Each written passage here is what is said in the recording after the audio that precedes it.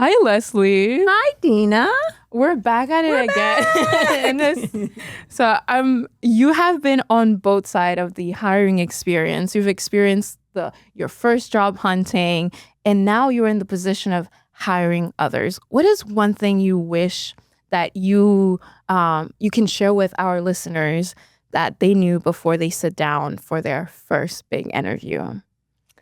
Oh, man, that's hard. Only one thing. There's so much that you learn when you're on the other side. But I think that the biggest thing is that your first impression is going to be extremely important to the employer.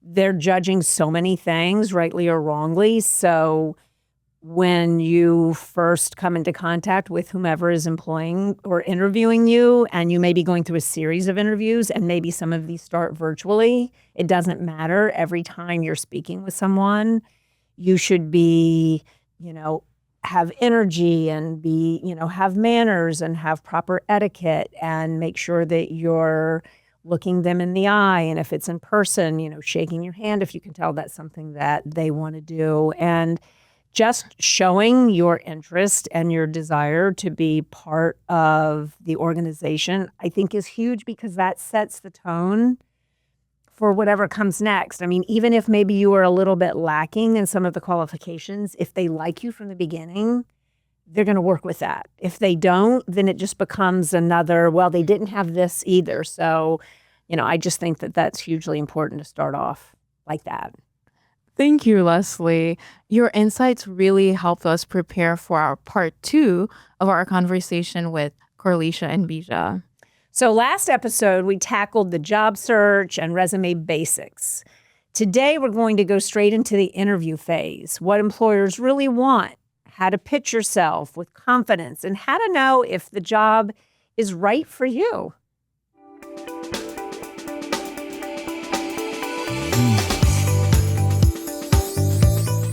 We're going to shift a little bit. And Karlisha, I want to ask you, so what would you say employers are looking for in an interview beyond the right answers? What would you say they really are? And I get it. Every employer is different, but... Yeah, it was funny because me and Bithja were actually talking about that the other day, about focusing so much on the right answers and not really understanding or considering the other things employers are looking for. Like, how are you presenting yourself? When you are responding, are you showing the type of characteristics where you're easy to work with?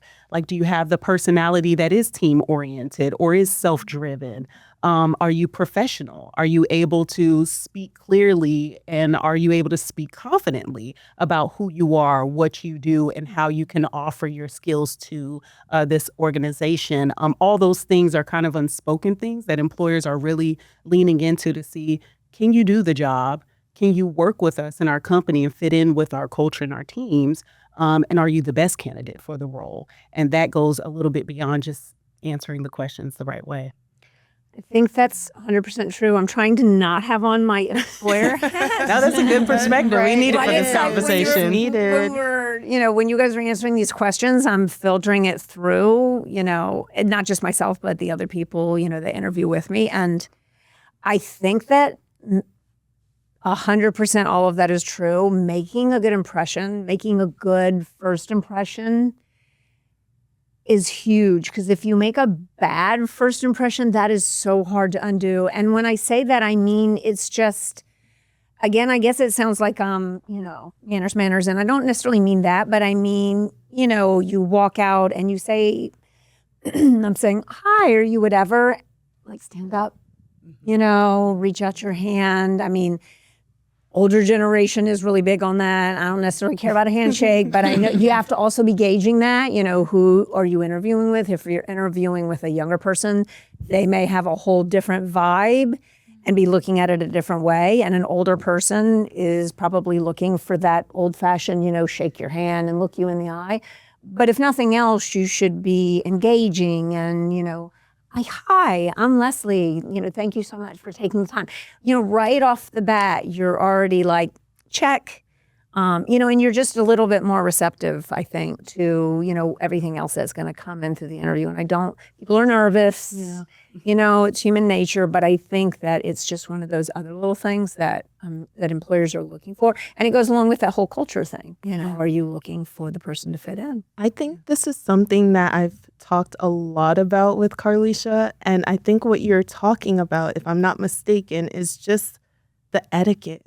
Yes. It's just the etiquette. Yes. It's another thing, a lost art of Yes. just knowing how to present yourself with presence and poise.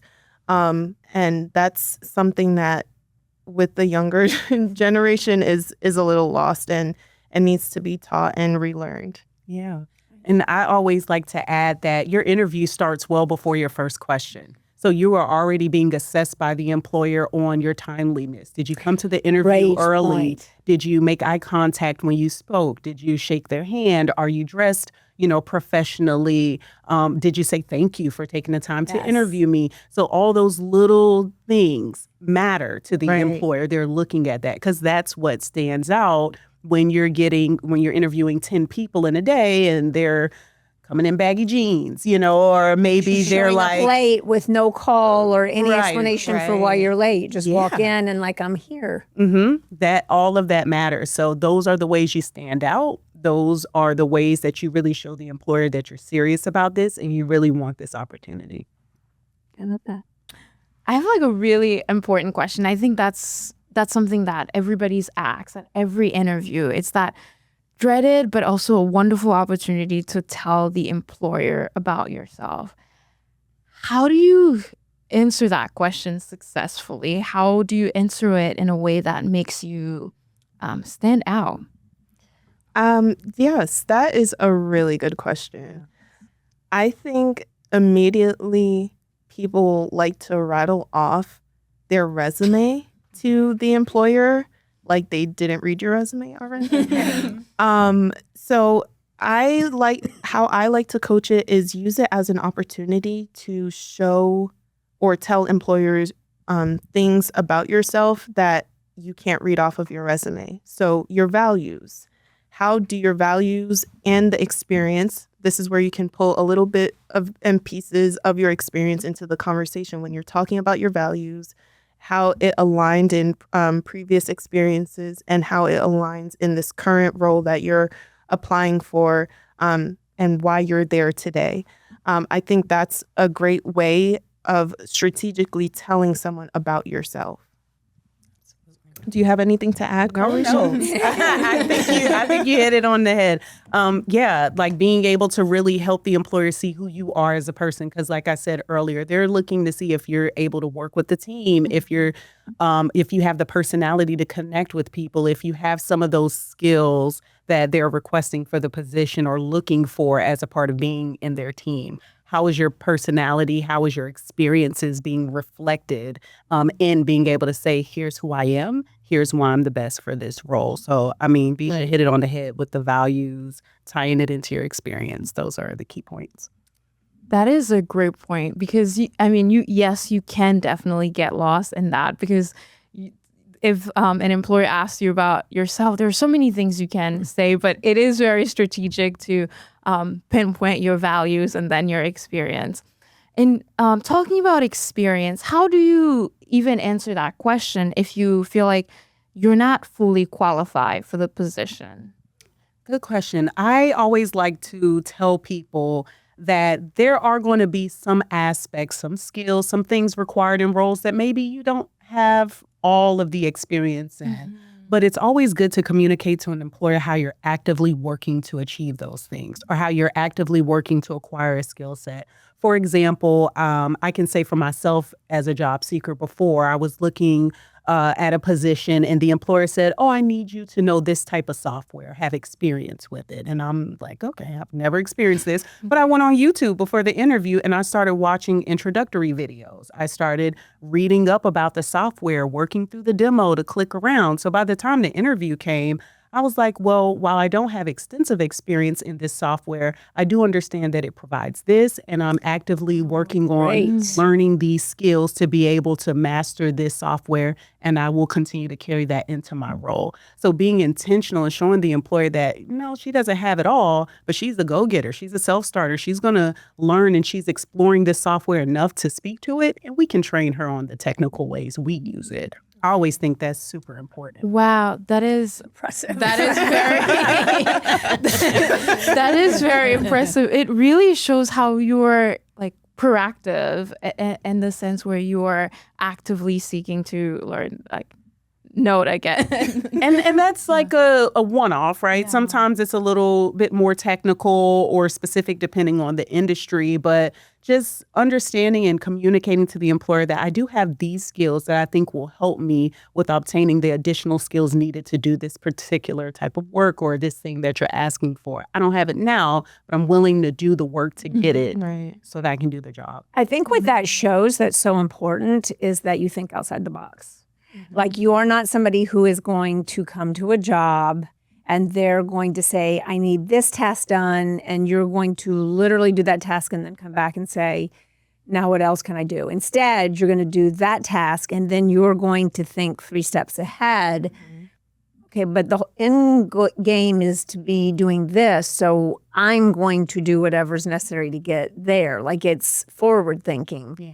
And I think that would be hugely attractive. And that is such great advice, because I think that's also a deterrent to people. And it could be something small. Like, yes, learning software may be a little bit more difficult, but you may feel like you don't want to apply for a job because you're not hitting all those things. But in reality, maybe there are some things you could do that would make it so it's not, such a distance between you and what they're looking for.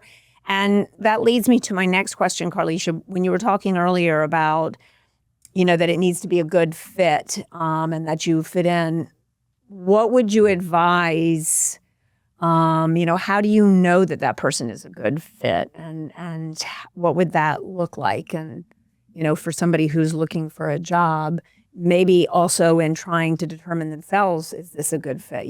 Both employer and student, Yeah, I think an employer is always interviewing and reading a resume from the context of what the role needs and what is needed for the role and what that person would be doing. And so if they're asking a candidate a series of questions, it's really to dig into whether or not you actually can do the work, and then asking the questions about the personality. So what do you do for fun? So how do you like to tell me about a time you worked with someone through a difficult challenge? These are ways to figure out those other skills that you have, some of those personal skills that you have around being able to work in teams, address conflict, those kind of things, And so companies are asking those questions to explore your technical skills and your soft skills to see if you're a good fit for them. But as a job seeker, that's something that job seekers don't really lean into and consider because they're always worried about trying to get the opportunity. They never take the time to reflect to say, is this opportunity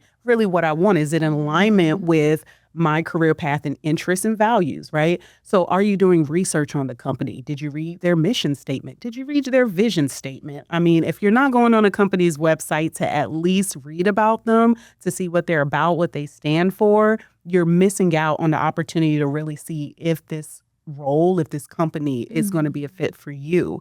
But then also ask them questions. Yes. When you're interviewing, you should always have 1 to 3, more than one, but at least one question that you're following up with the employer to say, I would like to take you up on the offer to ask you a question, and ask them about how do you all embody this value that your company talks about? How do you embody this in your work culture? Or, how do you all engage teams? Or, just asking questions like that to kind of get to the root of what is your company culture? How do you all handle your employees? How do you all handle situations where you need help with a certain skill set. Is the team going to help you? Do you have the capacity? All these different things. You have the chance to ask questions to see if this works for you too. And job seekers do not do that. And I think it's a critical thing because employers actually appreciate the questions. They appreciate your curiosity and your genuine desire to want to see if this will work. And going along with that, when you're interviewing, some things are just so telling, but you're in an interview, you're asking these questions back and forth, and then kind of early on in the interview, the person starts asking about how much time off do you get, and which are valid questions, Right. and they should be asked, but in an appropriate place. When it's asked so early in the interview, you're like, okay, but not only that, but questions that are definitely designed to like, when can I not be in the office, which is not giving the best impression that you want. No, that's so true. That's so true. You guys have perfectly kind of like demonstrate how this is not just like a one-way street. It is a two-way street. Like thinking about, yes, how if this job is a good fit for you, but also is it a good fit for that employer? I have another question that it would be great for job seekers. So, like after you do the, maybe like you're doing the interview and then you get the job and now there's a talk about the salary. Yeah. Is it a fair for new, or is it advisable for new grads to negotiate their salary? And if it is, how does one do that? Yeah, I have a thought, Bithja. Do you want me to take it first? Or? Yeah, go ahead. Okay. So yes, always negotiate, right? But I do think in the context of understanding what's being offered and what you have to offer. One thing I was taught early in my career is that when you are offered an interview, the employer knows that you can do the job. They want to see if you're the best at doing the job, which tells me that if you've selected me after the interview, then I must be the best candidate for the role. So I'm going to do market research. I'm going to see how much are people getting paid in my region for this type of work to make sure that what I'm being offered is fair, equitable for what's being offered. But then two, I'm also going to think about what I offer that makes me stand out and how I can leverage that to have that negotiation. Employers generally offer like a range as far as salary, but they offer other benefits like relocation compensation, like, insurances or, bonuses. It depends. And they normally outline it in the job description, but you want to look at those things and kind of leverage that. If you're a new grad taking on a role in a different state, they may have relocation compensation that you didn't even bring up and that they probably won't bring up because they get to save a little money if you don't say anything, right? But you need that benefit, right? And you want that leverage. So I think there are some things that you can negotiate. Just be very aware of what's available to you and also aware of what should be made available to you based on market assessments and looking at the salaries, the benefits, and having those conversations. You never know. It's always good to ask. Yeah. To add on to that, when I was an earlier career coach and I was learning about career coaching, the first thing I learned was that you should always negotiate your salary, even if it's $1 more. I know Karlisha and I were having this conversation. Even if it's $1 more, you don't know what you don't know. So if you are offered the position, obviously you're a good fit for it. And it doesn't hurt to ask because $1 more in this economy is a penny more. It is. So it doesn't hurt to ask, and it doesn't hurt to advocate for yourself. I think people don't do that out of fear. Or really not even knowing that you can, but I think most people, if you're a new grad, you're like, I don't want to rock the boat. Yeah. I don't want them thinking I'm in trouble. Or what if they take the job away, which is silly. If they offered it to you, they're not going to do that. Right. Yeah. Which is why you have to be reasonable too. You can't go and ask for like $20 more if you know that's not something you can, like that's a value you can offer, but $1 or $2 more, $1.50, who knows? Yeah. But you have to consider all those things. Yes.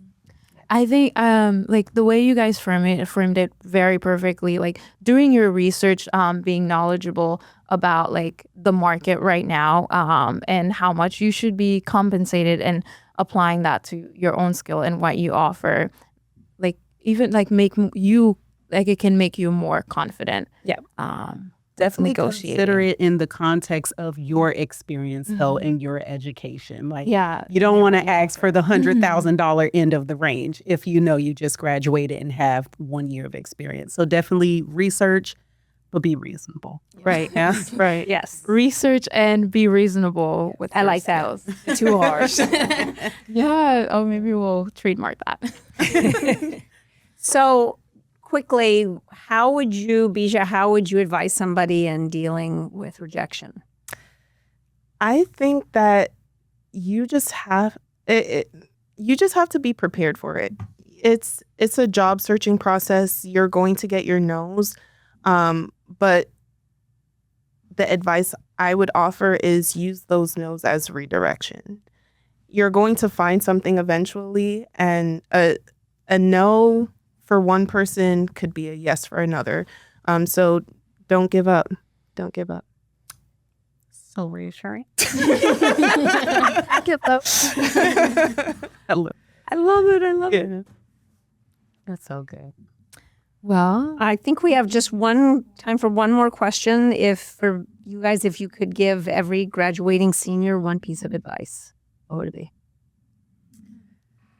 Yeah, I would say kind of what I mentioned earlier. It's not about begin with the end in mind, but also understand that you can pivot. You can set a goal, work towards that goal, and then be able to pivot later on. It's really about your next and not so much your forever. So don't get too pressured and bogged down by, I have to commit to this professional journey for the rest of my life.